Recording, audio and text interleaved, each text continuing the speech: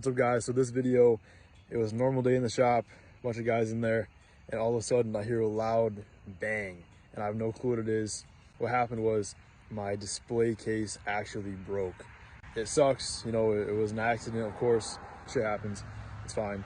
Now watch the whole uncut security camera clip of the whole scene. Tyler called you a faggot, and then you're I'm fine. Right there. Oh yeah, girl. I got call one. You have a face. What the fuck was that? Well, it's great. What was it? The glass moved. Well, what the hell? The glass moved. Oh, great. Bruh.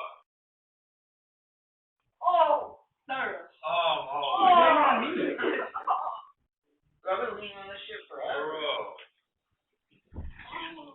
What broke? Yeah, what the fuck? Oh! What broke? The glass. Come on. No, one.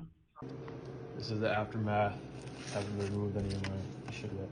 But big crack from there all the way down. See the raised edge right there, all the way down to there.